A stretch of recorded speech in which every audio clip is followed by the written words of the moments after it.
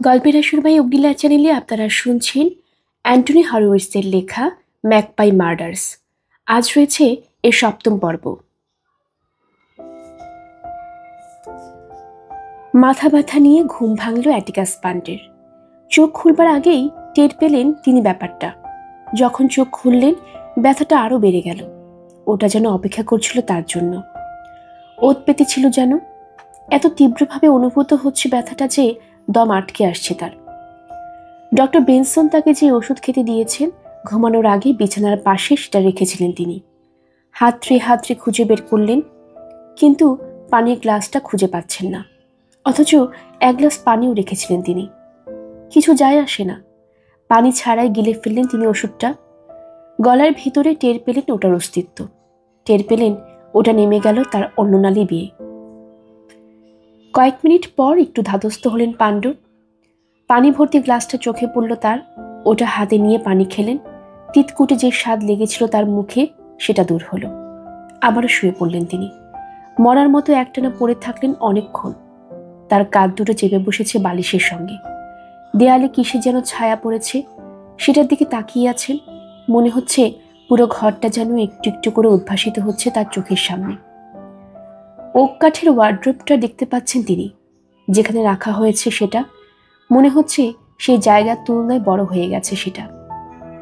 হরেক রঙের ছাপযুক্ত একটা আয়না দেখতে পাচ্ছেন তিনি। একদিকে কিছুটা সরে আছে জানালার পর্দাগুলো, ফলে একটুখানি দেখা যাচ্ছে দূরের ওই কবরস্থানটা। এতক্ষণে বোধ হয় জুৎসই কিছু দেখতে পেলেন পান্ট। এখনো পুরোপুরি যায়নি ব্যথাটা, তবে একটু একটু করে বিদায় নিচ্ছে। পান্ডের মনে পড়ে গেল আর কিছুদিন পরই মারা যাবেন তিনি। শেষকৃত্য বলে কিছু হবে না তার। এই জীবনে বহু লোকের মৃত্যু দেখেছেন। মানুষের জীবন যেমন সত্যি, তেমনি মৃত্যুও সত্যি। সুতরাং তার মনে হয় না মেকি শোকের কোনো অনুষ্ঠানের মাধ্যমে কারোর মৃত্যু অলঙ্কৃত করা দরকার আছে।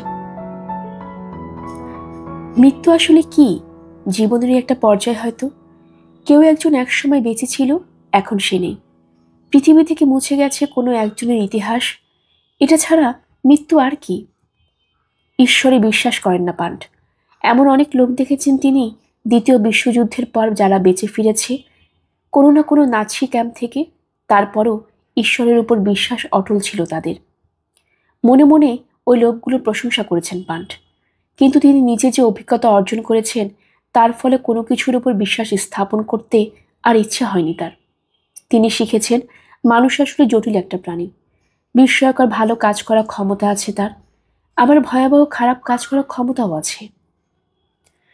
তবে ঈশ্বরের অস্তিত্বে বিশ্বাস না করলেও পান্ট বিশ্বাস করেন শেষ বিচারের জন্য যদি কখনো দাঁড়ান তিনি ঈশ্বরের সামনে, ক্ষমা পেয়ে যাবেন। ঈশ্বরের অস্তিত্বে বিশ্বাস না করলেও পান্ট বিশ্বাস করেন ঈশ্বর ক্ষমাশীল। কিন্তু এখন প্রশ্ন হচ্ছে, এরকম তীব্র মাথা ব্যথার শিকার হবেন তিনি আর কতবার? আর কতদিন কর্মক্ষম থাকতে পারবেন? কুইন্স আর্মসে নিজের ঘরে একা শুয়ে থেকে নিজের কাছে দুটো প্রতিজ্ঞা করলেন পান্ট। এক, মরার আগে সমাধান করবেন স্যার ম্যাগনাস পাইয়ের হত্যা রহস্যের। ২, জয় স্যান্ডারলিং এর কাছে ঋণী হয়ে আছেন তিনি, সেই ঋণ শোধ করবেন। ঘণ্টাখানেক পর ডাইনিং রুমে হাজির হলেন তিনি। পরিষ্কার একটা স্যুট, সাদা শার্ট আর টাই পরেছেন। তাকে দেখে বুঝবার উপায় নেই আজ দিনের শুরুটা কেমন হয়েছে তার। জেমস ফ্রেজারও কিছু টের পেল না ওই ব্যাপারে। সে অবশ্য কখনো তেমন একটা খেয়ালও করে না কোনো কিছু।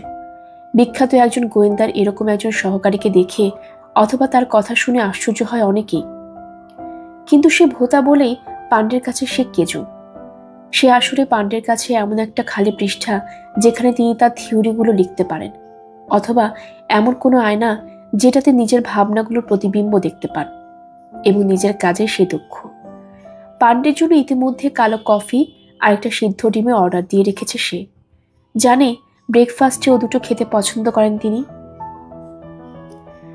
নিঃশব্দে খাচ্ছেন তারা। নিজের জন্য এক গাদা খাবারের অর্ডার দিয়েছে ফ্রেজার। একটা মানুষ অত খায় কি করে ভেবে মাঝে মধ্যে আশ্চর্য হন পান্ট। খাওয়া শেষ হওয়ার পর আজকে দিনে কর্মসূচি ঘোষণা করলেন তিনি। আজ মিস স্যান্ডারলিং এর সঙ্গে দেখা করতে হবে। অবশ্যই, আমিও ভেবেছিলাম কাজটা করবেন আপনি, তবে আমি এখনো বিশ্বাস করতে পারছি না ওরকম একটা নোটিশ টাঙাতে পারেন তিনি। বিশ্বাস করতে পারছি না হুমকি দিয়ে কোনো চিঠি পাঠাতে পারেন স্যার ম্যাগনাসকে। আমারও মনে হয় না স্যার ম্যাগনাসকে হুমকি চিঠি পাঠিয়েছেন মিস স্যান্ডারলিং। তবে ওই নোটিশ আর ওই চিঠি যে একই টাইপরাইটার দিয়ে লেখা হয়েছে সেই ব্যাপারে কোনো সন্দেহ নেই আমার। হতে পারে টাইপরাইটার ব্যবহার করেছে অন্য কেউ। হতে পারে। ডাক্তারখানে কাজ করেন মিস স্যান্ডারলিং। আমার মনে হয় সেখানে যদি যাই আমরা পেয়ে যাব তাকে। তবে তার আগে একটা কাজ করতে হবে তোমাকে। ডাক্তারখানাটা খোলা হয় কটার সময় জেনে নিতে হবে। ঠিক আছে, আপনি বললেই মিস স্যান্ডারলিং এর সঙ্গে যোগাযোগ করতে পারি আমি। তাকে জানাতে পারি আপনি দেখা করতে চান তার সঙ্গে। না, দরকার নেই। আগে থেকেই তাকে কিছু না জানানোটাই ভালো হবে। আমাদেরকে দেখে তার প্রতিক্রিয়া কেমন হয় দেখা যাক। নিজের জন্য আরেকটু কফি ঢেলে নিলেন পান্ট। মিসেস ব্ল্যাকিস্টনের মারা যাওয়ার ঘটনাটা ইন্টারেস্টিং মনে হচ্ছে আমার কাছে। মানে, আপনি বলতে চাইছেন স্যার ম্যাগনাসের হত্যাকাণ্ডের সঙ্গে সম্পর্ক আছে সেটার? সম্পর্ক যে আছে সে ব্যাপার কোনো সন্দেহ নেই আমার। তোমাকে একটা কথা বলি, আমার কেন যেন মনে হচ্ছে ঘটনা আসলে একটা, আর সেটার ধাপ তিনটা। মিসেস ব্ল্যাকিস্টনের মৃত্যু, পায়ে হলে চুরি, আর স্যার ম্যাগনাসের হত্যাকাণ্ড। আপনি যে ক্লু পেয়েছেন সেটার ব্যাপারে ডিটেকটিভ চাপ কি করলেন ভাবছি আমি। ফায়ারপ্লেসের ভেতরে যে কাগজের টুকরা পেয়েছেন আপনি, সেটার কথা বলছি। ওটাতে কারো ফিঙ্গারপ্রিন্ট ছিল। আমার মনে হয় এই ক্লু কাজে লাগিয়ে কিছু না কিছু জানা যেতে পারে। ওটা ইতিমধ্যে অনেক কিছু বলে দিয়েছে আমাকে। যেমন যেমন ওই ফিঙ্গারপ্রিন্টের বিপরীতে পুলিশের কাছে যদি কোনো ক্রিমিনাল রেকর্ড না থাকে তাহলে ওটা কোনো কাজে লাগবে না আমাদের। তবে আমি যা ভাবছি তা হলো ফিঙ্গারপ্রিন্টটা ওই কাগজে এলো কি করে, এবং সেটা পোড়ানোই বা হলো কেন? এই দুটো প্রশ্নের জবাব যদি পেয়ে যাই অনেক কিছু পরিষ্কার হয়ে যাবে।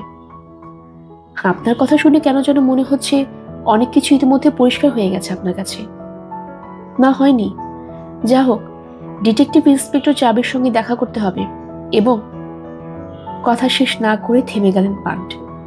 কি বলতে চাইছিলেন তিনি জিজ্ঞেস করার ইচ্ছা হলো ফ্রেজারের, কিন্তু করল না সে। পান্টকে চেনে সে। তিনি নিজে থেকে কিছু বলতে না চাইলে সেটা জোর করে বের করা যাবে না তার পেট থেকে। ব্রেকফাস্ট শেষ করলেন তারা। কয়েক মিনিট পর বেরিয়ে এলেন হোটেল থেকে। হাঁটতে হাঁটতে একসময় হাজির হলেন উইলিস স্কোয়ারে।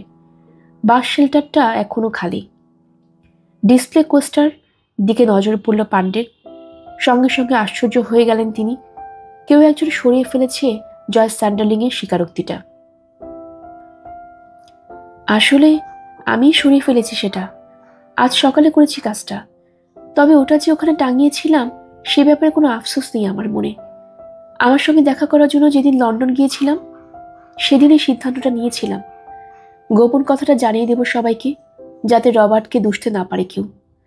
বারবার টের পাচ্ছিলাম কিছু একটা করতে হবে আমাকে। আসলে যা ঘটেছে এখানে, মানে স্যার ম্যাগনাসের হত্যাকাণ্ডের কথা বলছি। তারপর হঠাৎ করে হাজির হয়ে গেল পুলিশ। এটা সেটা জিজ্ঞেস করতে শুরু করলো সবাইকে। তখন পুরো ব্যাপারটা কেমন যেন বেখ্যাপ পাঠাতে শুরু করলো আমার কাছে। যা হোক, আমার সেই স্বীকারোক্তি কাজে লেগেছে। কারণ আমি জানি এই গ্রামের একজনও যদি পড়ে থাকে সেটা, তাহলে সারা গ্রাম ইতিমধ্যে জেনে গেছে। আমাদের এই গ্রামে খবর এভাবেই ছড়ায়। অসুবিধা যা হয়েছে, লোকে অদ্ভুত দৃষ্টিতে তাকাতে শুরু করেছে আমার দিকে। আর আমার মনে হয় সবচেয়ে অসন্তুষ্ট হয়েছেন আমাদের ভিকার মিস্টার অজবর্ন। কিন্তু আমি পরোয়া করি না। বিয়ে করার সিদ্ধান্ত নিয়েছি আমি আর রবার্ট, এবং সেটা করবই। আমরা যা করি সেটা আমাদের ব্যাপার, এবং লোকে যদি রবার্টের নামে ক্রমাগত মিথ্যা বলতে থাকে তাহলে সেটা মেনে নেওয়ার মতো মেয়ে না আমি। সার্জারিতে বসে আছে জয় স্যান্ডারলিং। আধুনিক ও একতলা এই ভবনের আশেপাশে আছে আরও কয়েকটা বাড়ি আর বাংলো। ওসব বানানো হয়েছে প্রায় একই সময়। সার্জারি বিল্ডিংটা মোটেও আকর্ষণীয় না। কম দামি জিনিসপত্র দিয়ে বানানো হয়েছে, তবে কাজের ক্ষেত্রে উপযোগী। এটা যখন বানানো হয় তখন এটাকে পাবলিক টয়লেটের সঙ্গে তুলনা করেছিলেন ডক্টর রেডউইং এর বাবা, যদিও তিনি নিজেই প্র্যাকটিস করেছেন এখানে। এই বাড়ি থেকে ডাক্তারখানা সরানোর কথা ভাবেননি ডক্টর রেডউইং। এডগার রেনারের আমলে যত লোক থাকতো এই গ্রামে, এখন তার চেয়ে অনেক বেশি লোক থাকে। আর সে কারণে ডক্টর রেডউইং চাননি তার আবাসস্থল আর কর্মস্থল একই ঠিকানায় হোক, তাতে প্রাইভেসি ব্যাহত হয়। দরজা দিয়ে ঢুকলে প্রথমে একটা ওয়েটিং রুম। কৃত্রিম চামড়ার কয়েকটা সোফা বসানো আছে সেখানে। একটা কফি টেবিল আছে। একধারে সাজিয়ে রাখা হয়েছে বেশ কিছু ম্যাগাজিন। বাচ্চাদের জন্য কয়েকটা খেলনাও আছে। ডোনেশন হিসেবে ওগুলো দিয়েছেন লেডি পাই। তবে সেটা অনেক বছর আগের কথা। এতদিনে খেলনাগুলো বদলানোর সময় হয়েছে। ডাক্তারখানার সঙ্গে লাগোয়া একটা অফিস কক্ষ আছে, সেখানে বসেছে জয় স্যান্ডারলিং। স্লাইডিং উইন্ডোর ব্যবস্থা করা আছে, ওটা দিয়ে রোগীদের সঙ্গে কথা বলতে পারে সে।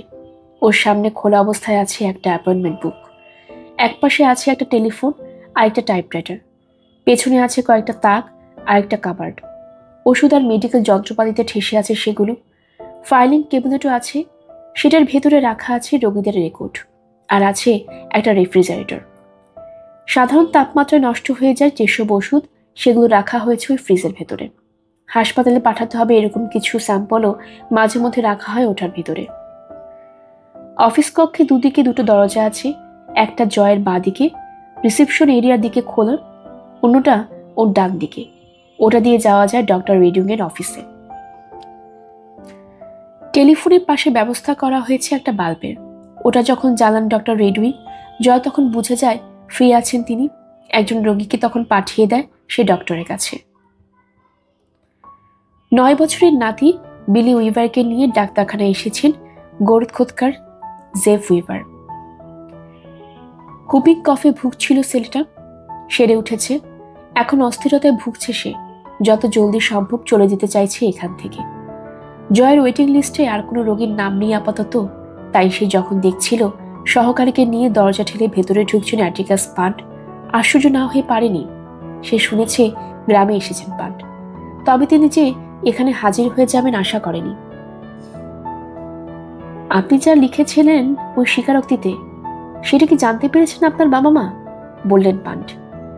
এখনো না, কিন্তু আমি জানি কেউ না কেউ কথাটা জানিয়ে দেবে তাদেরকে, আজ নয়তো কাল। কাজ ঝাঁকালো জয়। আর তারা জানলেই বা কি? তারা যদি বাড়ি থেকে বের করে দেন আমাকে, তাহলে রবার্টের সঙ্গে থাকতে শুরু করব আমি। সেটাই চাই আমি এখন। ফ্রেজারে মনে হচ্ছে লন্ডনে দেখা হওয়ার পর এ কদিনই কেমন বদলে গেছে জয়। মেয়েটাকে তখন পছন্দ হয়েছিল। পান যখন মেয়েটাকে সাহায্য করতে অস্বীকৃতি জানিয়েছিলেন, তখন খারাপ লেগেছিল।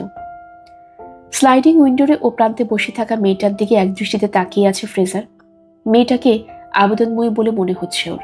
মনে হচ্ছে যখন শরীর ভালো লাগে না, তখন কথা বলার জন্য এরকম মেয়েই দরকার। তবে মেয়েটার ব্যবহারে কিছুটা হলেও রুক্ষতা আছে, কারণ পান বা ফ্রেজারের কাউকেই অভিবাদন জানানোর জন্য উঠে এগিয়ে আসেনি সে, বরং যেখানে যেভাবে বসেছিল সেখানে সেভাবেই বসে আছে।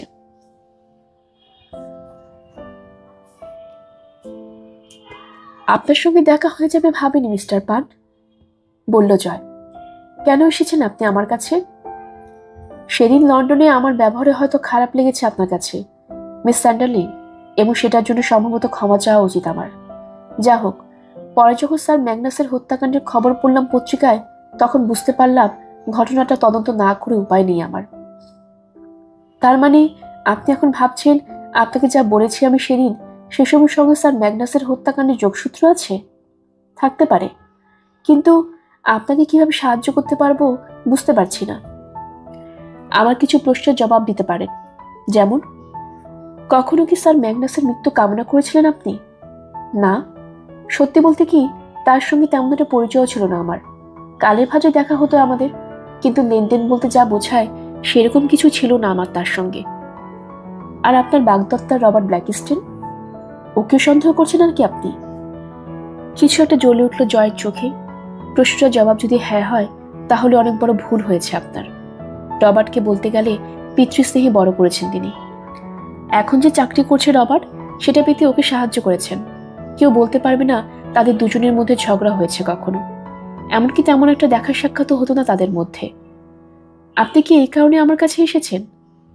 আপনি কি রবার্টের বিরুদ্ধে বিষয়ে তুলতে চাইছেন আমার মন? দেখুন, হত্যাকাণ্ডের কেসে কেউই সন্দেহের ঊর্ধ্বে না। পান্ডের দিকে কিছুক্ষণ তাকিয়ে থাকলো জয়। আপনি আসলে কেন এসেছেন আমার কাছে বলুন তো? ডক্টর রেডিং এর সঙ্গে দেখা করতে চাই আমি। এখন একজন রোগী দেখছেন তিনি, তবে কাজ সারতে বেশি সময় লাগবে না তার। ধন্যবাদ। একটা কথা বলতে চাই আমি আপনাকে, আসলে সতর্ক করে দিতে চাই। কিছু বলল না জয়, তাকিয়ে আছে পান্ডের দিকে। রবার্টের সঙ্গে কথা বলা দরকার হতে পারে আমার, কেন? কারণ তিনি ম্যারি ব্ল্যাকিস্টারের ছেলে। মায়ের মৃত্যুর জন্য স্যার ম্যাগনাসের বিরুদ্ধে কোনো অভিযোগ থাকতে পারে তার মনে। আমার সন্দেহ আছে এই ব্যাপারে। সন্দেহ? আপনি নিশ্চয়ই অস্বীকার করবেন না মায়ের সঙ্গে একসময় পায়ে হলে থাকতেন আপনার বাগদত্তা। সুতরাং কোনো না কোনো সম্পর্ক থাকতে পারে তাদের জনের মধ্যে। আসলে সেরকম কিছু ছিল কি না সেটাই জানতে চাই আমি। আর এসব কথা আপনাকে বলার কারণ, আপনার বাগদত্তার সঙ্গে যখন কথা বলবো আমি, তখন আপনি ইচ্ছা করলে থাকতে পারেন আমাদের সঙ্গে। মাথা ঝাঁকালো জয়। কোথায় এবং কখন দেখা করতে চান আপনি ওর সঙ্গে? তিনি কি তার সুযোগ সুবিধা মতো আমার হোটেলে আসতে পারবেন? কুইন্স আর্মসে উঠেছি আমি। ঠিক আছে, কাজ শেষ হলে ওকে নিয়ে চলে যাব আপনার ওখানে। ধন্যবাদ। ডক্টর রেডউইং এর অফিসের দরজা খুলে গেল এমন সময় বেরিয়ে এলেন জেফ উইভার। স্কুল জ্যাকেট আর খাটো ট্রাউজার পরিহিত ছোট একটা ছেলের হাত ধরে রেখেছেন তিনি। তার চলে যাওয়া পর্যন্ত অপেক্ষা করল জয়। তারপর উঠে এগিয়ে গেল ডক্টর রেডউইং এর অফিসের দিকে। আপনারা যে এসেছেন সেটা জানানো দরকার ডক্টর রেডউইংকে। ডক্টরের অফিসের ভেতরে ঢুকে গেল সে। এরকম কোনো একটা সুযোগের অপেক্ষাতেই ছিলেন পান্ড। ফ্রেজারের দিকে তাকিয়ে ইশারা করলেন তিনি। চট করে জ্যাকেটের পকেট থেকে একটা কাগজ বের করলো ফ্রেজার। স্লাইডিং উইন্ডো দিয়ে ভেতরের দিকে ঝুঁকে পড়ল সে। টাইপরাইটারের ভেতরে জায়গা মতো ঢুকিয়ে দিল কাগজটা, চাপ দিল নির্দিষ্ট কয়েকটা কিতে। তারপর কাগজটা দ্রুত বের করে এনে হস্তান্তর করল পান্ডের কাছে। যা টাইপ করেছে ফ্রেজার সেগুলো দেখলেন পান্ড। সন্তুষ্ট হয়ে মাথা ঝাঁকালেন তিনি। কি একই? জিজ্ঞেস করল ফ্রেজার। হ্যাঁ। রিসিপশন ডেস্কে ফিরে এলো জয় স্যান্ডারলিং। ভেতরে যেতে পারেন আপনারা। 11টা পর্যন্ত ফ্রি আছেন ডক্টর রেডউইং। ধন্যবাদ, বললেন পান্ড। তারপর যেন কিছু একটা মনে পড়ে গেছে এমন ভঙ্গিতে বললেন, এই অফিস কি আপনি একাই ব্যবহার করেন মিস স্যান্ডারলিং? ডক্টর রেডউইং কখনো কখনো আসেন এখানে, তবে অন্য কেউ আসে না। আপনি নিশ্চিত? মানে? ইঙ্গিতে টাইপরাইটারে দেখিয়ে দিলেন পান্ড। আপনি ছাড়া অন্য কেউ কি ব্যবহার করে ওই যন্ত্র? কেন জানতে চাইছেন? জবাব দিলেন না পান্ড। তাকিয়ে আছেন জয়ের দিকে। মিসেস উইভার ছাড়া আর কেউ আসে না এখানে, বলল মেয়েটা। Mrs weaver? একটু আগে ছোট একটা ছেলে বেরিয়ে গেল, খেয়াল করেছেন কিনা জানি না। ওর মা। সপ্তাহে 2 বার এই সার্জারি পরিষ্কার করেন তিনি। ওই টাইপরাইটার ব্যবহার করবেন কিনা তিনি, তাও আবার আমাদের কাউকে জিজ্ঞেস না করে, সে ব্যাপারে সন্দেহ আছে আমার। বুঝতে পারার ভঙ্গিতে মাথা ঝাঁকালেন পান্ড। আরেকটা কথা, ডিঙ্গেলডেল নামে পরিচিত একটা জঙ্গল উজাড় করে দিয়ে এই গ্রামে নতুন কয়েকটা বাড়ি বানানোর পরিকল্পনা গ্রহণ করেছিলেন স্যার ম্যাগনাস। ওই ব্যাপারে কিছু জানা আছে আপনার? আপনি কি ভাবছেন ওই কারণে খুন করা হয়েছে স্যার ম্যাগনাসকে? কিছু মনে করবেন না। আমার মনে হয় ইংরেজ গ্রামগুলো সম্পর্কে খুব বেশি কিছু জানা নেই আপনার মফস্বলে। মিস্টার পান্ড, যা হোক, আমার মতে বোকার মতো একটা সিদ্ধান্ত নিয়ে ফেলেছিলেন স্যার ম্যাগনাস পাই। স্যাক্সিবিয়ন এইভনের মতো কোনো জায়গায় নতুন বাড়ির কোনো দরকার নেই, এবং নতুন বাড়ি বানানোর মতো আরো অনেক জায়গা আছে এই গ্রামে। জঙ্গল উজাড় করার দরকার নেই। ব্যক্তিগতভাবে যদি জিজ্ঞেস করেন আমাকে, তাহলে বলবো গাছ কাটা ঘৃণা করি আমি। ওরকম কোনো দৃশ্য সহ্য করতে পারি না। গাছ কাটার ব্যাপারে এই গ্রামের প্রায় সবার মধ্যেই একই অনুভূতি কাজ করে। কিন্তু শুধু ওই কারণে কেউ স্যার ম্যাগনাসকে খুন করবে বলে মনে হয় না।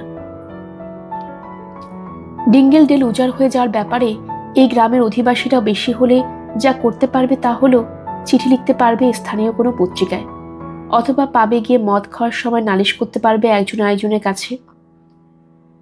স্যার ম্যাগনাস যেহেতু খুন হয়েছেন, বাড়ি বানানোর কাজ শুরু করা হবে কিনা সন্দেহ আছে আমার। হতে পারে। মুচকি হেসে ডক্টর রেডউইং এর অফিসের দিকে হাঁটা ধরলেন পান্ড।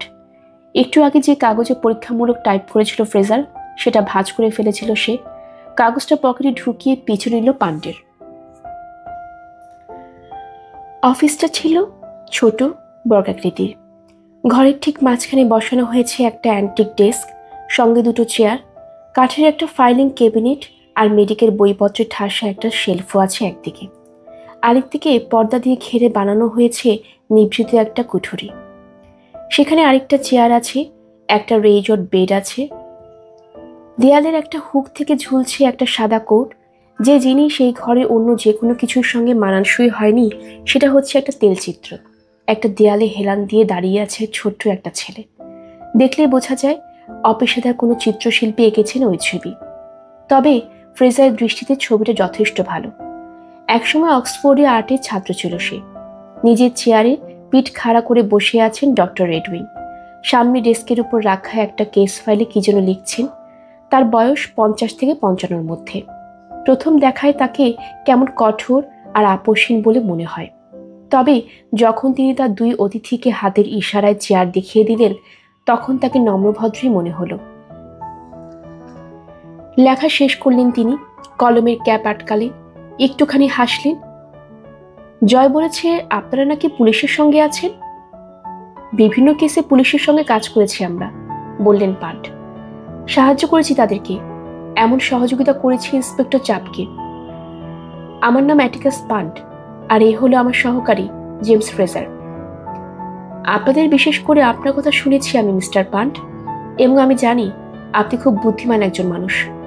আশা করি এই রহস্যের সমাধান করতে পারবেন আপনি। স্যাক্সোবিয়ন এই বনের মতো ছোট কোনো গ্রামে এরকম হত্যাকাণ্ড ভয়ঙ্কর একটা ঘটনা। আরেকটা কথা, বেচারে মেরি মারা যাওয়ার কয়েকদিনের মধ্যেই। থেমে গেলেন ডক্টর রেডউইং। আসলে কি বলবো বুঝতে পারছি না। যতদূর বুঝতে পেরেছি মিসেস ব্ল্যাকস্টোনের সঙ্গে বন্ধুত্ব ছিল আপনার। না, ঠিক বন্ধুত্ব বলবো না, তবে প্রায় দেখা হতো আমাদের দুজনের। আমার মনে হয় ওকে ছোট করে দেখতো অনেকেই। আসলে খুব চালাক একটা মহিলা ছিল সে। ওর জীবনটা সহজ ছিল না। জানেন কি জানি না, ওর একটা ছেলে মারা গেছে অল্প বয়সে। অন্য ছেলেটাকে বড় করেছে একা একাই, কারণ ওদেরকে ছেড়ে চলে গিয়েছিল ওর স্বামী। তারপরও চমৎকার মানিয়ে নিয়েছিল মহিলা। আরেকটা ভালো গুণ ছিল ওর, গ্রামের বিভিন্ন মানুষকে সময় সময় সাহায্য করত। তার লাশ তো সবার আগে আপনি খুঁজে পান, তাই না? ব্রেন্ট, মানে পাই হলে মালিয়া দিনমজুর হিসেবে কাজ করে যে লোক, সে দেখতে পেয়েছিল লাশটা সবার আগে। একটুখানি থামলেন ডক্টর রেডউইং। আমি ভেবেছিলাম স্যার ম্যাগনাসের ব্যাপারে কথা বলতে চাইছেন আপনি আমার সঙ্গে। আসলে ওই দুটো ঘটনার ব্যাপারে ইন্টারেস্টেড আমি, ডক্টর রেডউইং। ঠিক আছে, তাহলে মেরির মৃত্যুর ব্যাপারে আরো কিছু কথা বলি। পাইহলের আস্তাবল থেকে আমাকে ফোন করেছিল ব্রেন্ট। ওই বাড়ির একটা জানালা দিয়ে মেরিকে পড়ে থাকতে দেখে সে হলওয়েতে, এবং তখনই আশঙ্কা করে খারাপ কিছু একটা ঘটেছে। বাড়ির ভেতরে ঢোকেনি? না, চাবি ছিল না ওর কাছে। চাবির ব্যবস্থা করতে পারিনি আমরাও। বাড়ির পেছন দিকের একটা দরজা কাজ ভাঙতে হয়েছিল। যা হোক, সিঁড়ির গোড়ায় পাওয়া যায় মেরির লাশটা। সিঁড়ির ল্যান্ডিংয়ে হুভারটা দেখতে পাই আমি। তখন ধারণা করে নেই ওটার তারে পা আটকে গিয়ে পড়ে গেছে বেচারি। ওর ঘাড় মটকে গিয়েছিল। এবং আমার মনে হয় না আমরা পাই হলে ঢোকার অনেকক্ষণ আগে ঘটেছিল ঘটনাটা। ওর মৃতদেহ যখন স্পর্শ করি আমি, ওটা তখনও গরম ছিল। তাকে ওভাবে মনে পড়ে থাকতে দেখে মনে নিশ্চয়ই সাংঘাতিক চোট পেয়েছিলেন আপনি? হ্যাঁ, পেয়েছি। মানুষের মৃত্যু কম দেখিনি আমি এই জীবনে, কিন্তু অতি পরিচিত কেউ যদি দুর্ঘটনা কবলিত হয়ে হঠাৎ মারা যায়, তাহলে। কথা শেষ না করে দীর্ঘশ্বাস ফেললেন তিনি। দ্বিধা করছেন, বোঝা যাচ্ছে মনের পরস্পর বিরোধী ভাবনাগুলো দ্বন্দ্বে ফেলে দিয়েছে তাকে। সিরিয়াস একটা ভঙ্গি দেখা দিয়েছে চোখে মুখে। সিদ্ধান্ত নিতে সময় লাগলো তার। আরেকটা কথা। কি? কথাটা তখন পুলিশকে বলবো কিনা ভেবেছিলাম, কিন্তু সিদ্ধান্তহীনতায় ভুগতে ভুগতে শেষ পর্যন্ত আর বলা হয়নি। এখন বুঝতে পারছি বলে দেওয়াটাই উচিত ছিল। এখন আপনাকে বলাটা উচিত হচ্ছে কিনা সেটাও বুঝতে পারছি না। মেরির মৃত্যু অথবা স্যার ম্যাগনাসের হত্যাকাণ্ডের সঙ্গে এই ঘটনা কোনো সম্পর্ক আছে কিনা তাও জানি না। বলে ফেলুন। মেরি মারা যাওয়ার কয়েকদিন আগে এখানে, মানে আমার সার্জারিতে, একটা ঘটনা ঘটেছিল। কি ঘটনা? বেশ ব্যস্ত ছিলাম আমরা সেদিন। মনে আছে একটানা 3জন রোগীকে দেখতে হয়েছিল সেদিন আমাকে। সচরাচর হয় না ওরকম। জয়কেও বাইরে যেতে হয়েছিল 2বার। গ্রামের একটা দোকান থেকে আমার জন্য লাঞ্চ কিনে আনতে বলেছিলাম ওকে। মেয়েটা ভালো, টুকটাক কিছু কাজ করে দিতে বললে কিছু মনে করে না। আরেকবার গিয়েছিল আমার বাসায়, জরুরি কিছু কাগজ ভুলে ফেলে এসেছিলাম ওগুলো আনতে। যা হোক, দিন শেষে যখন সব গোছাচ্ছি আমরা, তখন হঠাৎ খেয়াল করলাম ডিসপেন্সারি থেকে হারানো গেছে একটা ওষুধের বোতল। হয়তো বুঝতে পারছেন এখানকার সব ওষুধের উপর কড়া নজর রাখি আমরা। বিশেষ করে যেসব ওষুধ বিপজ্জনক সেগুলো দৃষ্টির আড়াল করি না কখনো। তাই বোতলটা হারিয়ে যাওয়ার পর উদ্বিগ্ন হয়ে পড়ি আমি। কি ওষুধ ছিল ওটা? ফাইসোস্টিগমাইন। বেলাডোনা বা বিষ কাটালের বিষক্রিয়া সারাতে ব্যবহৃত হয় ওটা। আমাদের ভিকারের স্ত্রী হেনরিয়েটা অজবর্নের জন্য 1 বোতল আনিয়ে রাখতে হয়েছিল ওই ওষুধ। ডিঙ্গেলডেলের ভেতর দিয়ে হাঁটাচলা করা অভ্যাস আছে তার। বিষাক্ত একটা নাইট শেড ঝোপে পা দিয়ে ফেলেছিলেন তিনি। এখন কথা হচ্ছে, ফাইসোস্টিগমাইন এমন এক জাতের ওষুধ যেটা সবসময় অল্প অল্প ডোজে প্রয়োগ করতে হয়, কিন্তু যদি মাত্রাতিরিক্ত ব্যবহার করে ফেলেন আপনি নির্ঘাত মারা পড়বেন। এবং আপনি বলছেন ওই বোতলটা সরিয়ে ফেলেছে কেউ ডিসপেন্সারি থেকে? না, সেরকম কোনো কথা কিন্তু বলিনি আমি। ওরকম কোনো ধারণা যদি থাকতো আমার মনে, তাহলে সোজা পুলিশের কাছে যেতাম। তাহলে হতে পারে তাড়াহুড়োর সময় আমি নিজেই কোথাও রেখেছি বোতলটা, এখন আর মনে করতে পারছি না। হতে পারে জয়ও কোথায় রেখেছে, কিন্তু ওরও খেয়াল নেই। এরকম ঘটনা আগেও ঘটেছে। অনেক রকমের ওষুধ আছে ওই ডিসপেন্সারিতে। যথেষ্ট সতর্ক থাকার পরও সেগুলো সব জায়গা মতো রাখতে পারি না আমরা। আবার এমনও হতে পারে মিসেস উইভার, মানে এখানে ক্লিনিংয়ে কাজ করে যে মহিলা, হয়তো হাত থেকে ফেলে দিয়ে ভেঙে ফেলেছে বোতলটা।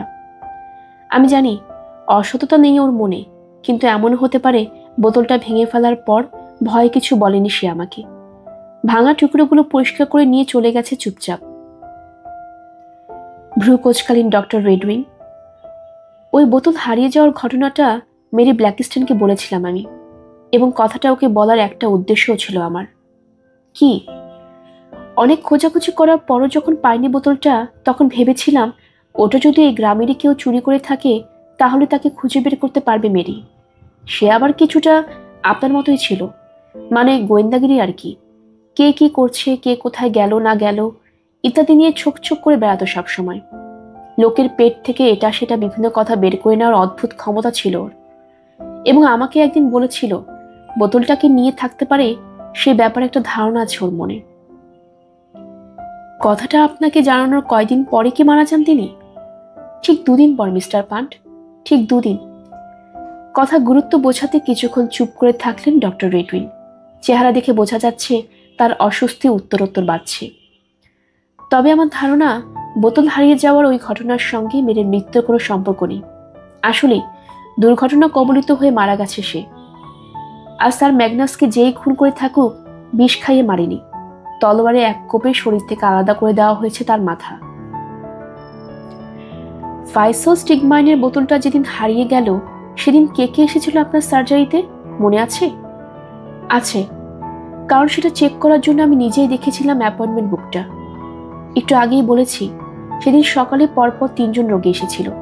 একজন মিসেস অজবর্ন, তার কথাও বলেছি। আরেকজন হলো জনি হোয়াইটহেড। ওর সঙ্গে আপনার পরিচয় হয়েছে কিনা জানি না। অ্যান্টিক জিনিসপত্র একটা দোকান চালায় সেই গ্রামে। বিশ্রীভাবে কেটে গিয়েছিল ওর একটা হাত, পরে সেপটিক হয়ে গিয়েছিল ক্ষতস্থান। তৃতীয় জন ক্ল্যারিসা পাই, স্যার ম্যাগনাসের বোন। পেট খারাপ হয়ে গেছিল তার। দেখা করেছেন তার সঙ্গে? করেননি? ও, তাহলে আমি কিছু কথা বলে দিই তার ব্যাপারে। একাই থাকেন তিনি এই গ্রামে, এবং কিছু স্নায়বিক সমস্যা আছে তার, যেমন প্রায় বিষণ্ণতায় ভুগেন। যা হোক, আপনি যে কারণে এসেছেন আপনার কাছে, সেটার সঙ্গে ফাইসোস্টিগমাইনের বোতলটা কোনো সম্পর্ক আছে কিনা জানি না। তারপরে মনে হলো কথাটা জানিয়ে রাখা দরকার আপনাকে, তাই বললাম। হাত ঘড়ি দেখলেন ডক্টর রেডউইং।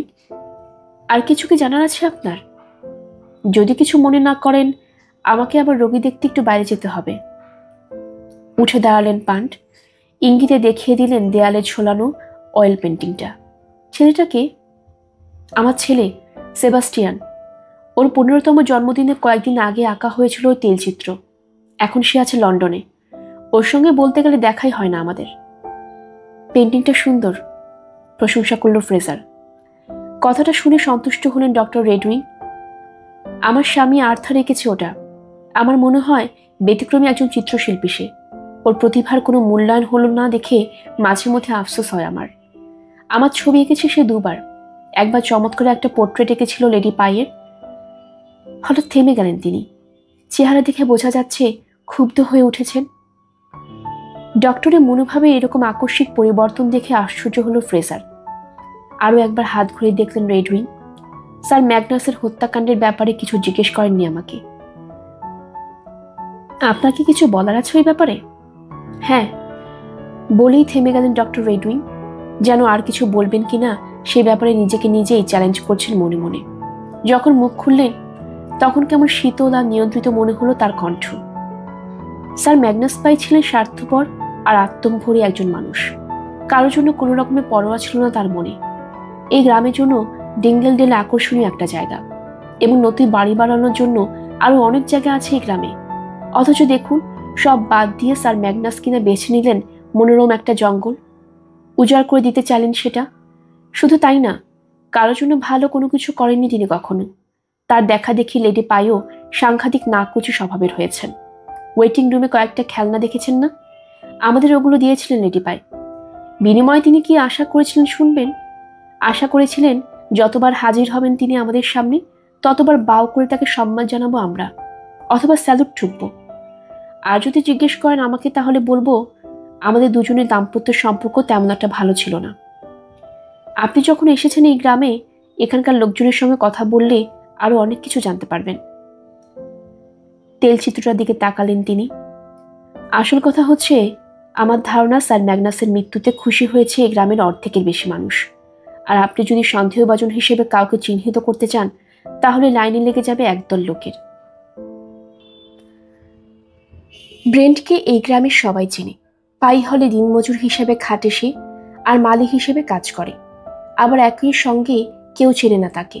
গ্রামের রাস্তা দিয়ে যখন হেঁটে যায় সে, অথবা ফেরিম্যানে ঢুকে নিজের জন্য আসনে বসে পড়ে, তখন অনেকেই বলাবলি করে, ওই যে বুড়ো ব্রেন্ট হাজির হয়েছে।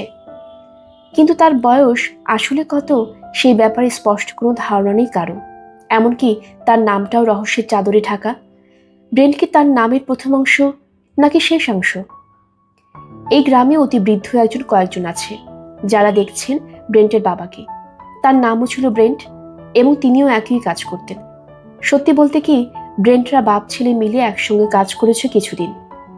দুজনে একসঙ্গে হুইল বারো ঠেলেছে অথবা মাটি খুঁড়েছে। ব্রেন্টের বাবা মা কিভাবে মারা গেলেন সেই ব্যাপারে স্পষ্ট ধারণা নেই কারো। কেউ কেউ বলে গাড়ি দুর্ঘটনা, কেউ কেউ আবার বলে দেশের অন্য এক প্রান্তে ডেভনশায়ারে ঘটেছে ঘটনাটা। অর্থাৎ ব্রেন্টের ব্যাপারে কেউ স্পষ্টভাবে জানে না কোনো কিছু। এই গ্রামের ড্যাফনি রোডের ছোট্ট একটা কটেজে থাকে সে, জন্মেছিল সেখানেই। ওটাকে আসলে কটেজ না বলে একটা টেরেসের অংশ বললে মানায় বেশি। যা হোক, প্রতিবেশীদের কাউকে যখন কখনো দাওয়াত দেয় না সে নিজের বাড়িতে। সবসময় টানা থাকে ওই বাড়ির সবগুলো জানালার পর্দা। পান্টার ফ্রেজার পায়ে হলের বাগানে কাজ করতে দেখলেন ব্রেন্টকে। নিড়ানি দিয়ে আগাছা পরিষ্কার করছে সে, উপড়ে ফেলছে ফুল গাছের মরা মুকুলগুলো। ভাবখানা এমন অস্বাভাবিক কিছুই হয়নি। ওর কাছে গিয়ে হাজির হলেন পান্ট। কথা বলার জন্য আধ ঘন্টা সময় চাইলেন। গোলাপ বাগানে বসলেন তারা তিনজন। শত শত ফুল ফুটে আছে তাদের আশেপাশে। কাদামাটি লাগা হাতেই নিজের জন্য একটা সিগারেট রোল করে নিল ব্রেন্ট। সেটা যখন ধরাবে সেটা, তখন তামাকের বদলে মাটির স্বাদ পাবে কিনা সন্দেহ হলো ফ্রেজারের। অদ্ভুত আর অপ্রীতিকর একটা ভাব দেখা যাচ্ছে ব্রেন্টের চোখে মুখে। মনে হচ্ছে এমন কোন একটা গোপন কথা জানে সে, যা বলতে চাইছে না অন্য কাউকে। সেই হয়তো একমাত্র ব্যক্তি যে শেষবারের মতো জীবিত অবস্থায় দেখেছে মিসেস ব্ল্যাকস্টোন এবং স্যার ম্যাগনাসকে। মিসেস ম্যারি ব্ল্যাকস্টোনের সঙ্গে নিশ্চয়ই খাতির ছিল তোমার? কথোপকথন শুরু করলেন পান্ট। প্রশ্নটা শুনে মনে হলো অপমানিত হয়েছেন ব্রেন্ট। না, মোটেও না। আমি বলতে গেলে চিনতামই না তাকে। তিনিও আমাকে চেনার চেষ্টাও করেননি কখনো। তিনি সবসময় আমার উপর খবরদারি করার চেষ্টা করতেন। যখনই দেখতেন তখনই বলতেন, এটা করো ওটা করো ইত্যাদি। কখনো কখনো আমাকে ডেকে নিয়ে গিয়ে আসবাবপত্র সরাতেন, অথচ আমাকে নিয়ে ওসব করানোর কোনো অধিকার ছিল না তার। স্যার ম্যাগনাসের চাকরি করতাম আমি, মিসেস ব্ল্যাকস্টোনের না। এবং কথাটা কয়েকবার মুখের ওপর বলেছিও তাকে। কেউ যদি তাকে ধাক্কা মেরে সিঁড়ি থেকে ফেলে দিয়ে থাকে, আশ্চর্য হব না, কারণ তার ব্যবহারে এই গ্রামের অনেকেই ছিল বিরক্ত। অনধিকার চর্চা করার বাজে স্বভাব ছিল তার। মাতব্বর বলে একটা কথা আছে না, তিনি ছিলেন অনেকটা সেরকম। আমি জানি মৃত মানুষ সম্পর্কে খারাপ কিছু বলা ঠিক না, তারপরও বললাম কথাগুলো। তার মানে তোমার ধারণা কেউ একজন ধাক্কা মেরে ফেলে দিয়েছে তাকে সিঁড়ি থেকে? পুলিশ কিন্তু বলছে তিনি দুর্ঘটনাবশত পড়ে গেছেন। না, আমি বলছি না কেউ ধাক্কা মেরে ফেলে দিয়েছে তাকে। আমি বলেছি কেউ যদি করে থাকে কাজটা, আশ্চর্য হব না। তাকে তো সিঁড়ির গোড়ায় পড়ে থাকতে দেখেছিলে তুমি, তাই না? মাথা ঝাঁকালো ব্রেন্ট। বাড়ির সামনের দিকে দরজার সঙ্গে যে মেফ্লাওয়ার বেড আছে সেখানে কাজ করছিলাম আমি। কি মনে হওয়ায় মুখ তুলে জানালো দিয়ে তাকালাম বাড়ির ভেতরে, তখন দেখি সিঁড়ির গোড়ায় পড়ে আছেন তিনি। কিছু শুনতে পাওনি? না। বাড়ির ভেতরে অন্য কেউ ছিল না তখন? আমি কাউকে দেখিনি, মানে অন্য কেউ যদি থেকেও থাকে আমার চোখে পড়েনি। কয়েক ঘন্টা সেখানে ছিলাম আমি, কাউকে বেরিয়ে আসতে দেখিনি। আচ্ছা, তুমি তখন কি করলে? কখন? মিসেস ব্ল্যাকস্টোনকে যখন পড়ে থাকতে দেখলে সিঁড়ির গোড়ায়। প্রথম দেখায় আমি আসলে বুঝতে পারিনি মারা গেছেন তিনি, তাই টোকা দিয়ে জানালায়। ভেবেছিলাম আওয়াজ শুনে আমার দিকে তাকাবেন তিনি, কিন্তু যখন দেখলাম একটুও নড়ছেন না তখন বুঝলাম ঢুকলাম আস্তা বলে। সেখানকার ফোনটা ব্যবহার করে যোগাযোগ করলাম ডক্টর রেডিং এর সঙ্গে। পাই হলে এলেন তিনি। পরিস্থিতি ঠাহর করে নিয়ে আমাকে দিয়ে ভাঙালেন পেছন দিকের একটা দরজার কাজ। কিন্তু পরে স্যার ম্যাগনাস যখন জানতে পারলেন ঘটনাটা, নাখোশ হয়েছিলেন আমার উপরই।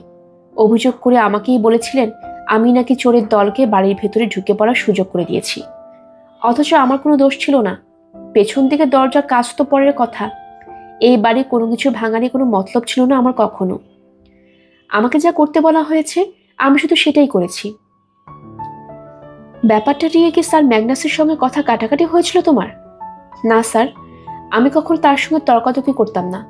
ওই ঘটনায় চটে গিয়েছিলেন তিনি, এবং তিনি যখন রেগে যেতেন তখন তার সামনে না থাকাই ছিল বুদ্ধিমানের কাজ। তিনি যে রাতে মারা যান তখনও এখানে ছিলে তুমি?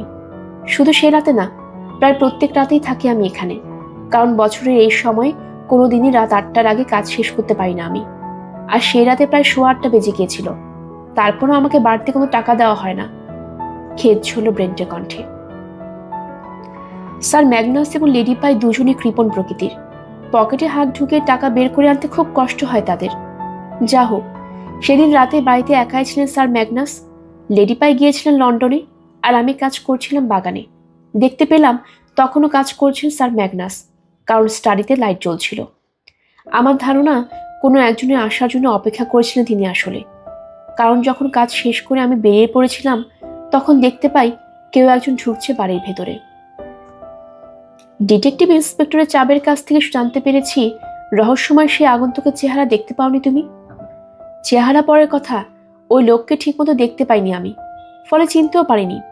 তবে পরে যখন বারবার ভেবেছি ব্যাপারটা নিয়ে, বুঝে গেছি কাকে দেখতে পেয়েছিলাম। বিস্মিত হলেন পান্ট। কল্পনাও করেননি এরকম কিছু জানতে পারবেন ব্রেন্টের কাছ থেকে। মিসেস ব্ল্যাকস্টোনের শেষকৃত্য অনুপস্থিত ছিল লোকটা, বলে চলল ব্রেন্ট। আমার মনে আছে ভিড়ের একেবারে পেছন দিকে দাঁড়িয়েছিল সে, তবে তখন ভালো মতো দেখিনি আমি তাকে। সত্যি বলতে কি, ঠিকমতো তাকাইনি তার দিকে। কিন্তু পরে যতবার ভেবেছি তার কথা, আমার মনে হয়েছে সেদিন সে যেন নিজেকে আড়াল করার চেষ্টা করেছিল, যেন চাইছিল না কেউ দেখে ফেলুক তাকে। অন্ত্যেষ্টিক্রিয়ার দিনও তার চেহারা ঠিকমতো দেখতে পাইনি আমি। আবার যেদিন স্যার ম্যাগনাস খুন হলেন সেদিনও ঠিকমতো দেখতে পাইনি। তারপর আমি জানি কবরস্থান এবং পাই হল দু জায়গায় একই লোক দেখেছি। ওই ব্যাপারে সম্পূর্ণ নিশ্চিত আমি। এতটা নিশ্চিত হচ্ছ কি করে? হ্যাট দেখে। হ্যাট? লোকটা হ্যাট পরেছিল? হ্যাঁ, সেকালে একটা হ্যাট ছিল তার মাথায়। ওরকম হ্যাটের চল বছর 10 আগেই শেষ হয়ে গেছে। হ্যাটটা নিচু করে পড়েছিল সে কবরস্থানে পাই হলে ঢোকার সময়ও, এবং ওর সেই হ্যাট আর সেটা পরা ভঙ্গি দেখে আমি বুঝে গেছি যে রাতে খুন হলেন স্যার ম্যাগনাস সে রাতে 8:15 সময় কে ঢুকেছিল পাই হলে। ওই লোকের ব্যাপারে আরো কিছু কি বলতে পারো আমাকে? যেমন তার বয়স, উচ্চতা? না, হ্যাট ছাড়া ওই লোকের ব্যাপারে আর কিছু বলার নেই আমার। কবরস্থানে কারোর সঙ্গে কথা বলতে দেখিনি আমি তাকে, এবং একসময় হুট করে গায়েব হয়ে যায় সে। এই বাড়িতে যখন ঢুকলো সে, তারপর কি হলো? কি হলো সেটা দেখার জন্য অপেক্ষা করিনি আমি। গলা ভেজানোর জন্য ফেরিম্যান চলে গিয়েছিলাম। সে রাতে আমার পকেটে কিছু টাকা ছিল, মিস্টার হোয়াইটহেড গিয়েছিলেন, এবং সেটা খরচ করার জন্য ছটফট করছিল আমার ভেতরটা। মিস্টার হোয়াইটহেড মানে অ্যান্টিক শপের মালিক? সন্দেহের দৃষ্টিতে তাকিয়ে আছে ব্রেন্ট। সরু হয়ে গেছে তার চোখ দুটো। মিস্টার হোয়াইটহেডের আবার কি হয়েছে? তোমাকে টাকা দিয়েছিলেন তিনি। আমি কখন বললাম আমাকে টাকা দিয়েছিলেন মিস্টার হোয়াইটহেড? ক্ষণক্ষণে গলায় বলে উঠল ব্রেন্ট। বুঝতে পেরেছে বলতে গিয়ে বেশি বলে ফেলেছে আসলে। তার কাছে 5 পাউন্ড পেতাম আমি, সেটা চুকিয়ে দিয়েছিলেন, আর কিছু না। ওই টাকা নিয়ে ফেরিমানে গিয়েছিলাম আমি। ওই প্রসঙ্গে আর কিছু বললেন না পান্ট। বুঝতে পারছেন, ব্রেন্ট যদি অপমানিত বোধ করে তাহলে কথা বলে বন্ধ করে দিবে হয়তো। তুমি তাহলে সে রাতে 8:15টার সময় বেরিয়ে গিয়েছিলে পাইহল থেকে? তার কয়েক মিনিট পরে খুন করা হয় স্যার ম্যাগনাসকে। মাথা ঝাঁকালো ব্রেন্ট, কিছু বলল না। সদর দরজার ঠিক সঙ্গের একটা ফ্লাওয়ার বেডে আমরা কোনো একজনের হাতের ছাপ পেয়েছি। ওটার ব্যাপারে কিছু জানা আছে তোমার? পুলিশের সেই অফিসার আমাকে ইতিমধ্যে জিজ্ঞেস করেছেন প্রশ্নটা, এবং তাকে জবাবও দিয়েছি আমি। ওটা আমার হাতের ছাপ না। আমার কাজ পাইহলের ফুল গাছগুলোর পরিচর্যা করা। কোনো ফ্লাওয়ার বেডে হাত রেখে চাপ দিয়ে সেখানে হার্টবিট তৈরি করা না। অদ্ভুত একজাতে হাসি দেখা দিয়েছে ব্রেন্টের ঠোঁটের কোণায়। অন্যভাবে চেষ্টা করার সিদ্ধান্ত নিলেন পান্ট। তুমি কি অন্য কাউকে দেখেছিলে? হ্যাঁ। ধূর্ত দৃষ্টিতে পান্ট এবং তার সহকারীর দিকে তাকালো ব্রেন্ট। রোল করা সিগারেটটা এতক্ষণে হাতে ধরে রেখেছিল সে। এবার সেটা গুজল ঠোঁটে, আগুন ধরালো। একটু আগে বলেছি, ফেরিম্যানে যাচ্ছিলাম আমি সে রাতে। পথিমধ্যে দেখা হয়ে গেল আমাদের ভিকারির স্ত্রী মিসেস অর্চবনের সঙ্গে। ঈশ্বর জানেন অত রাতে কি করেছিলেন তিনি রাস্তায়। যা হোক, আমাকে দেখা মাত্র জানতে চাইলেন তার স্বামীকে আমি দেখেছি কিনা। তাকে কিছু একটা নিয়ে কেমন যেন আপসেট দেখাচ্ছিল, কিছুটা ভীত বলেও মনে হচ্ছিল। আমি তখন পাইহলের সে আগন্তুকের কথা জানিয়ে বললাম, মিস্টার অজবনকে সম্ভবত পাইহলে ঢুকতে দেখেছি। আরো বললাম, তিনি হয়তো তখন পাইহলেই ছিলেন।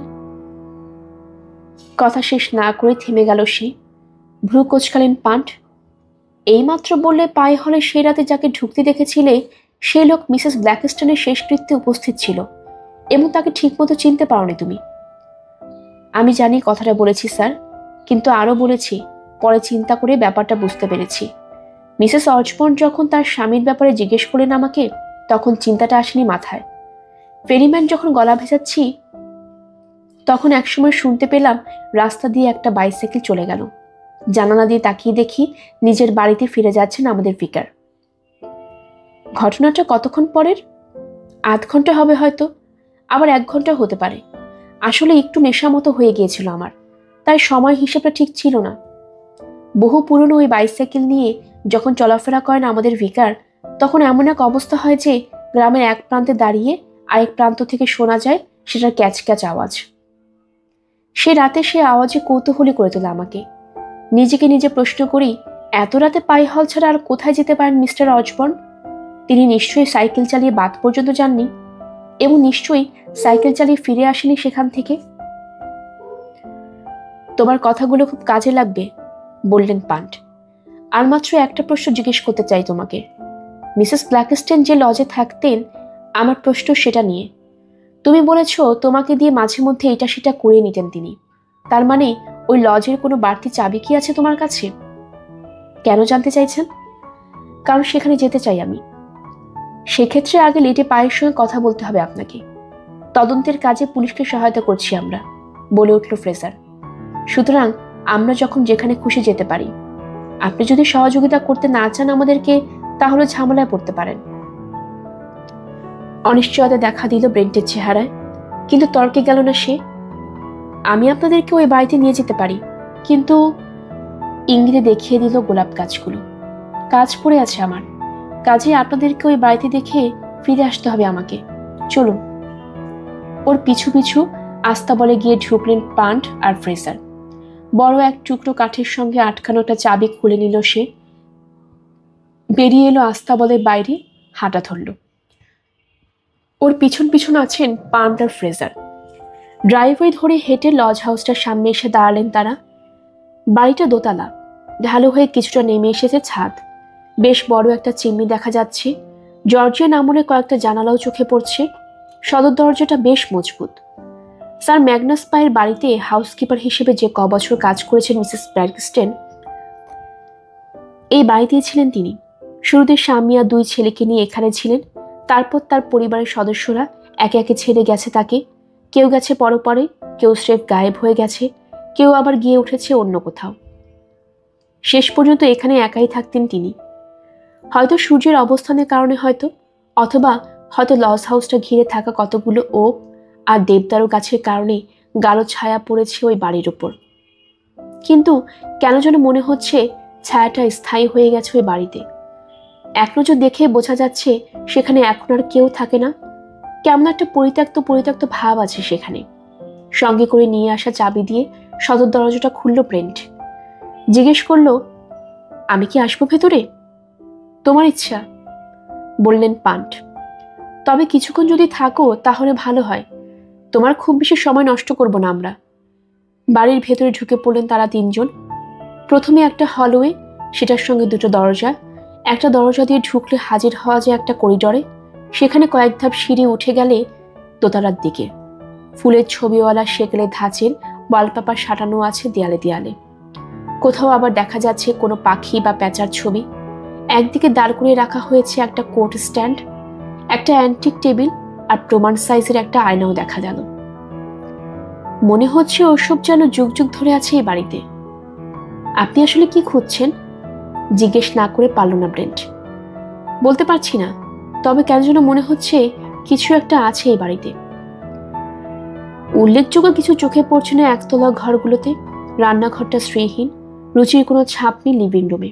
চোখে পড়ার মতো একটা মাত্র জিনিস আছে সেখানে, পুরনো আমলের একটা গ্র্যান্ডফাদার ক্লক।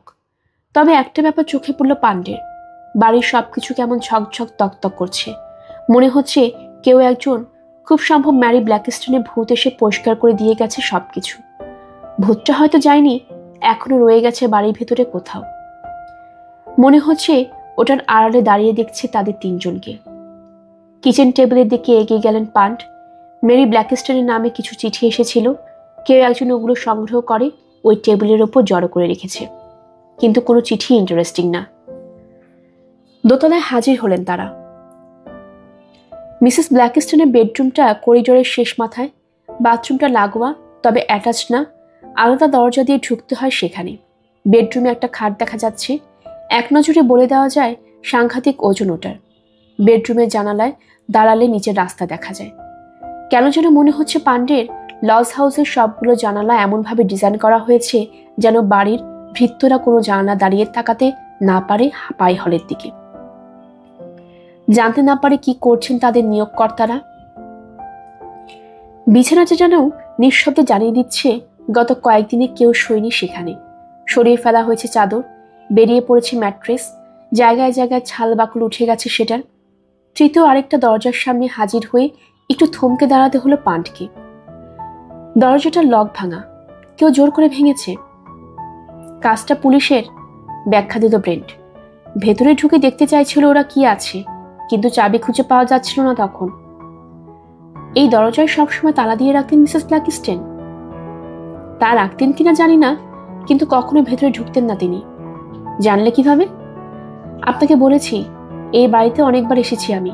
প্রায়ই আমাকে ডেকে নিয়ে আসতেন মিসেস ব্ল্যাকস্টোন, এটা সেটা করেই নিতেন, কিন্তু কখনো এই দরজা দিয়ে ভেতরে ঢুকিনি আমি। কারণ যতবার এসেছি এই বাড়িতে সবসময় দেখেছি এই দরজায় তালা। এটার চাবি মিসেস ব্ল্যাকস্টোনের কাছে ছিল কিনা তা নিয়েও সন্দেহ আছে আমার। আর সে কারণেই ভেতরে ঢোকার জন্য দরজা তালা ভাঙতে হয়েছিল পুলিশকে।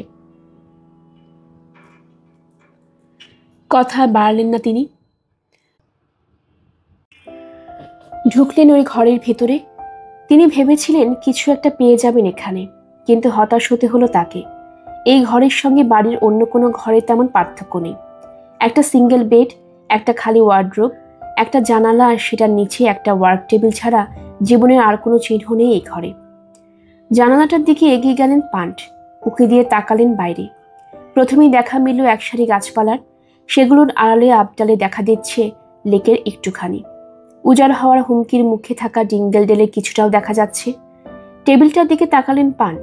ওটার একদিকে মাঝামাঝি জায়গায় একটা ড্রয়ার দেখা যাচ্ছে। ওটা খুললেন তিনি। তার পাশে গিয়ে দাঁড়ালো ফ্রেজার। ড্রয়ারের ভেতরে কালো চামড়া দিয়ে বানানো বৃত্তের মতো কিছু একটা দেখা যাচ্ছে। বোঝা গেল ওটা একটা ডগ কলার। হাত বাড়িয়ে জিনিসটা তুলে নিল ফ্রেজার। বেলা। কলারের গায়ে বড় হাতের অক্ষরে লেখা নামটা পড়ল সে। কুকুরটার নাম ছিল বেলা। দরকার না থাকার পরও বলল ব্রেন্ট। বিরক্ত হলো ফ্রেজার। ডগ কলারের নাম গায়ে লেখা থাকলে আলাদা করে সেই কুকুরটার নাম কি ছিল সেটা বলে দেওয়ার দরকার হয় না। কার কুকুর ছিল ওটা? মিসেস ব্ল্যাকস্টোনের ছোট ছেলের, যে ছেলে মারা গেছে লেকের পানিতে ডুবে। একটা কুকুর ছিল ওর, কিন্তু কিন্তু কুকুরের প্রভু ভক্তির কোনো তুলনা হয় না। প্রভুকে ছেড়ে সাধারণত কোথাও যায় না ওগুলো। কিন্তু বেলা একদিন রহস্যজনকভাবে নিখোঁজ হয়ে যায়। তখন অনেকেই ধরে নেয় পালিয়েছে সেটা। কলারটা আগের জায়গায় রেখে দিল ফ্রেজার। ওটা আকারে বেশ ছোট, তার মানে বেলা হয়তো ছোট কোনো কুকুর ছিল, অথবা হতে পারে কুকুর ছানা ছিল ওটা। এটা তাহলে টমের ঘর ছিল, বিড়বিড় করে বলল ফ্রেজার। হয়তো। এবং টমের ঘর ছিল বলেই হয়তো এই ঘরের দরজায় সবসময় তালা দিয়ে রাখতেন মিসেস ব্ল্যাকস্টোন। আসলে এই ঘরে ঢুকতে চাইতেন না তিনি সম্ভবত। আমি কি ভাবছেন জানেন? ভাবছি ছেলের মৃত্যুর পরও এই জায়গা ছেড়ে চলে গেলেন না কেন তিনি। হয়তো চলে যাওয়ার কোনো উপায় ছিল না তার। চাপ এই ঘরে কিছু পেয়েছেন কিনা জানি না, যদি পেয়ে থাকেন তাহলে সেটা হয়তো সঙ্গে করে নিয়ে গেছেন। দেখি, তার সঙ্গে কথা বলতে হবে ওই ব্যাপারে। বাড়ির বাইরে বেরিয়ে এলেন তারা। সদর দরজা তালা লাগিয়ে দিয়ে নিজের কাজে চলে গেল ব্রেন্ট। এদিক ওদিক তাকাচ্ছেন পান্ট। এরকম কোনো জায়গায় থাকতে চাইব না আমি। কেমন একটা বদ্ধ অবস্থা বাড়ির চারিদিক। মনে হয় বাইরের জগতে কোনো কিছুই দেখা যায় না। হ্যাঁ, একমত হলো ফ্রেজার। বেশিক্ষণ এখানে থাকলে মনটা কেমন ভারাক্রান্ত হয়ে যায়। এবার কি করবেন? মিস্টার হোয়াইটহেডের সঙ্গে দেখা করতে হবে। জানতে হবে ঠিক কত টাকা দিয়েছিলেন তিনি ব্রেন্টকে এবং কেন দিয়েছিলেন। রেভারেন্ড অজবর্নের সঙ্গে কথা বলা দরকার। যে রাতে খুন হয়েছেন স্যার ম্যাগনাস, সেই রাতে যদি এখানে এসে থাকেন মিস্টার অজবর্ন, তাহলে সেটার কোনো না কোনো কারণ ছিল নিশ্চয়ই। ব্রেন্ট বলেছে সে রাতে যে কোনো কারণেই হোক কেমন যেন ঘাবড়েছিলেন মিসেস অজবর্ন। হ্যাঁ, হঠাৎ কেন ঘাবড়ে গেলেন তিনি, জানতেও হবে সেটা। শেষবারের মতো লজ হাউসের এদিক ওদিক তাকালেন পান্ট। এই বাড়ির পরিবেশে কিছু একটা আছে জেমস, এবং সেটা আমাকে যেন নিঃশব্দে বলে দিচ্ছে ভয় পাওয়ার যথেষ্ট কারণ আছে। গল্পের আসর পাই অগ্নিলা চ্যানেলে আপনারা শুনছিলেন অ্যান্টনি হরউইটসের লেখা ম্যাকপাই মার্ডার্স। আসছিল এর 7ম পর্ব। আপনারা যারা নতুন আমাদের গল্প পাঠ শুনছেন তারা কাইন্ডলি সাবস্ক্রাইব করে নেবেন, বন্ধুদের সাথে শেয়ার করবেন। নিজেরা ভালো থাকবেন। পরবর্তী পর্ব শোনার জন্য আমন্ত্রণ জানানো হলো। ধন্যবাদ।